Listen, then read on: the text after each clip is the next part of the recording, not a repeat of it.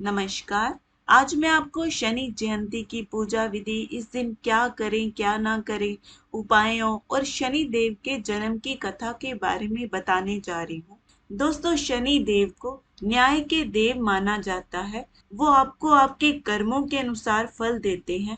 अगर कोई गलत काम करता है तो वो उसको दंड देते हैं, पर अगर आप गलत काम नहीं करते, धर्म के मार्ग पर चलेंगे, तो वे आप पर इतनी कृपा बरसाएंगे जिसके बारे में आप कल्पना भी नहीं कर सकते। अगर आप शनि दोष से मुक्ति पाना चाहते हैं, अपने जीवन में चल रही समस्या से छुटकारा पाना चाहते हैं, इसके लिए बस धर्म मार्ग यानी अच्छे मार्ग पर चलते हुए और कुछ छोटे छोटे उपाय करके इन समस्याओं से मुक्ति पा सकते हैं। दोस्तों, शनि जयंती का दिन शनि देव को प्रसन्न करने के लिए उत्तम माना गया है।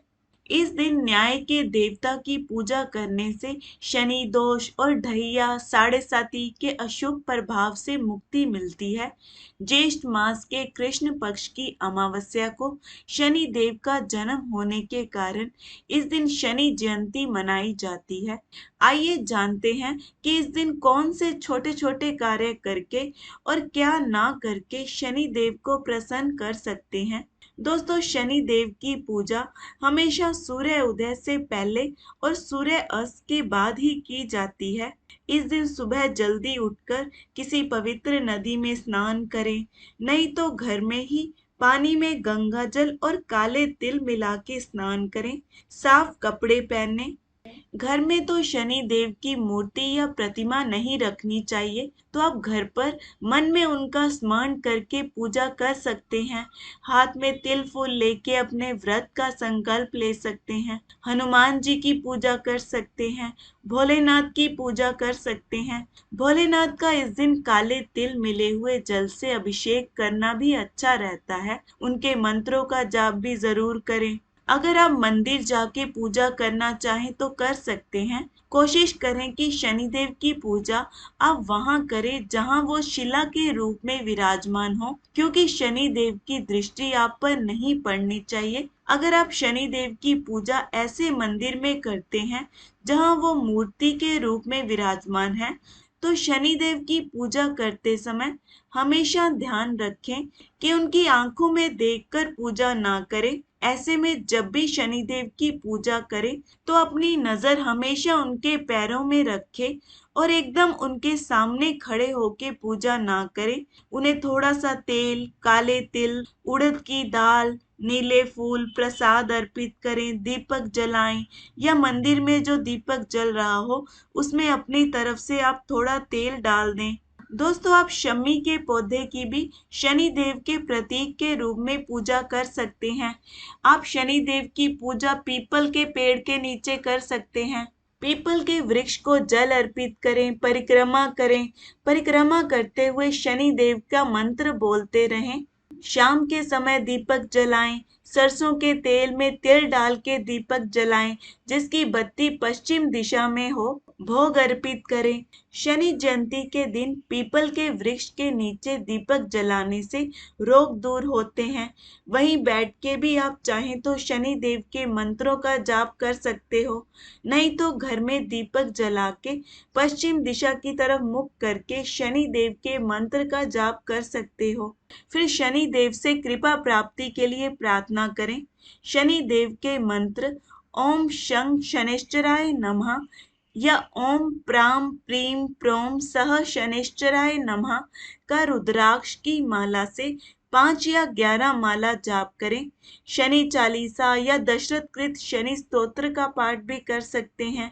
दोस्तों, शनिदेव शिव जी को अपना गुरु मानते हैं। उनके मंत्र जाप से पहले शिव जी के पंचाक्षरी मंत्र या महामृत्युंजय मंत्र का जाप जरूर करें। हनुमान जी की पूजा करने से भी शनिदेव की कृपा प्राप्त होती है। सुंदरकांड या हनुमान चालीसा का पाठ करें। शनि देव को प्रसन्न करने के लिए इस दिन काली उड़द, काला तिल, लोहे के बर्तन, वस्त्र, जूते, चप्पल, छाता, अनाज, दवाइयों का दान करें। दान करने से शनि की महादशा में लाभ मिलता है। एक बात का ध्यान रखें कि दान करने वाली चीजें नहीं होनी चाहिए। कभी भी प्रयोग की जा चुकी चीजें दान नहीं देनी चाहिए। किसी गरीब को भोजन करवाने से भी शनिदेव प्रसन्न होते हैं। अगर शनि की साढ़े साती हो तो किसी गरीब की दवाई का खर्चा उठाएं। दोस्तों, शनिदेव गरीब, असहाय, कमजोर लोगों का प्रतिनिधित्व करते हैं। ऐसे में न केवल शनि जयंती के दिन बल्कि कभी भी उनको परेशान ना करें, उनका मजाक ना उड़ाएं। शनि जयंती के दिन और कभी भी बड़े बुजुर्गों का अपमान ना करें, मेहनत करने वालों का सम्मान करें। दोस्तों, शनि जयंती के दिन या कभी भी छल कपट और गलत काम करने से बचना चाहिए। धोखे से किसी का पैसा नहीं हड़पना चाहिए, झूठ नहीं बोलना चाहिए। इस दिन तामसिक भोजन, मांस मदिरा का सेवन ना करें। इस दिन अगर आप पूरे परिवार के साथ काली उड़द की खिचड़ी बनाकर खाएं तो बहुत अच्छा होगा। पीपल का वृक्ष लगाने से शनि देव की कृपा प्राप्त होती है। संभव हो तो इस दिन किसी सार्वजनिक स्थान पर पीपल का पेड़ लगाएं। इससे संतान प्राप्ति में आ रही बाधाएं दूर होती हैं। शनि जयंती पर सरसों के तेल का छाया पात्र दान करें। एक स्टील या लोहे की कटोरी में सरसों का तेल लेकर उसमें अपना चेहरा देखकर उस तेल को उस कटोरी सहित किसी गरीब को या शनि का दान लेने वालों को दान कर दें। ऐसा करने से जो लंबे समय से आप बीमारी से परेशान हैं, वो परेशानी दूर होगी। इस दिन पशु पक्षियों को भोजन देना चाहिए। बंदरों को काले चने और गुड़ केला खिलाएं। इस दिन काले उड़द पीसकर उसके आटे की गोलियां बनाकर मछलियों को खिलाएं। काले कुत्ते को तेल लगा के रोटी खिलाएं। चींटियों को काले तिल, आटा, शक्कर मिलाकर खिलाएं। गाय की सेवा करें, भोजन करवाएं। कौवे को रोटी खिलाएं। दोस्तों, अगर नौकरी व्यापार में परेशानी आ रही हो तो सूर्य अस्त के बाद स्नान करके साफ वस्त्र धारण करके ओम शं शनैश्चराय नमः मंत्र का 3 माला रुद्राक्ष की माला से जाप करें। पश्चिम दिशा की तरफ मुख करके नीले या काले आसन पर बैठ के करें। शनि जयंती से शुरू करके ऐसा लगातार 40 दिन करें। मंत्र जाप के बाद किसी गरीब व्यक्ति को भोजन जरूर करवाएं। आइए अब जानते हैं शनि देव के जन्म की कथा के बारे में। शनि देव की जन्म कथा हमें पुराणों में अलग अलग वर्णन के साथ मिलती है। स्कंद पुराण के काशीखंड अनुसार शनि देव के पिता सूर्य और माता का नाम छाया है। उनकी माता को संवर्णा भी कहते हैं, लेकिन इसके पीछे एक कहानी है। राजा दक्ष की कन्या संज्ञा का विवाह सूर्य देव के साथ हुआ। संज्ञा सूर्य देव के तेज से परेशान रहती थी, तो वह सूर्य देव की अग्नि को कम करने का सोचने लगी। दिन बीतते गए और संज्ञा ने वैवस्वत, मनु, यमराज और यमुना नामक 3 संतानों को जन्म दिया। फिर संज्ञा ने निर्णय लिया कि वे तपस्या कर सूर्य देव के तेज को किसी भी तरह से कम करेगी, लेकिन बच्चों के पालन और सूर्य देव को इसकी भनक ना लगे, इसके लिए उन्होंने एक युक्ति निकाली। उन्होंने अपने तप से अपनी ही तरह की एक महिला को पैदा किया और उसका नाम संवर्णा रखा। यह संज्ञा की छाया की तरह थी, इसलिए इनका नाम छाया भी हुआ। संज्ञा ने छाया से कहा कि अब से मेरे बच्चों और सूर्य देव की जिम्मेवारी तुम्हारी रहेगी, लेकिन यह राज सिर्फ मेरे और तुम्हारे बीच ही बना रहना चाहिए। यह कहकर संज्ञा वहां से चलकर पिता के घर पहुंची, तो पिता ने कहा कि ये तुमने अच्छा नहीं किया, तुम पुनः अपने पति के पास जाओ। जब पिता ने शरण नहीं दी तो संज्ञा वन में चली गई और घोड़ी का रूप धारण करके तपस्या में लीन हो गई। उधर सूर्य देव को जरा भी आभास नहीं हुआ कि उनके साथ रहने वाली संज्ञा ने संवर्णा है।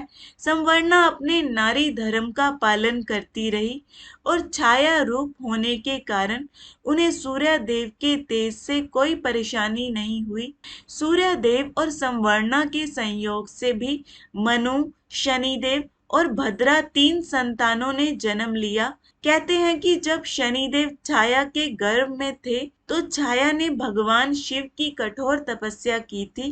भूख प्यास धूप गर्मी सहने के कारण उसका प्रभाव छाया के गर्भ में पल रही संतान यानी शनिदेव पर भी पड़ा। फिर जब शनिदेव का जन्म हुआ तो उनका रंग काला निकला, यह रंग देखकर सूर्यदेव को लगा कि यह तो मेरा पुत्र नहीं हो सकता। उन्होंने छाया पर संदेह करते हुए उन्हें अपमानित किया। माँ के तप की शक्ति शनिदेव में भी आ गई थी। उन्होंने क्रोधित होकर अपने पिता सूर्यदेव को देखा तो सूर्यदेव उनकी शक्ति से काले पड़ गए और उनको कुष्ठ रोग हो गया। अपनी यह दशा देखकर घबराए हुए सूर्यदेव भगवान शिव की शरण में पहुंचे। तब भगवान शिव ने सूर्यदेव को उनकी गलती का एहसास करवाया। सूर्यदेव को अपने किए का पश्चाताप हुआ। उन्होंने क्षमा मांगी। तब कहीं उन्हें फिर से अपना असली रूप वापस मिला। लेकिन इस घटना के चलते पिता और पुत्र का संबंध हमेशा के लिए खराब हो गया। दोस्तों, अमावस्या तिथि कब से कब तक है, इसके बारे में डिस्क्रिप्शन में बताया है, आप देख सकते हैं। धन्यवाद।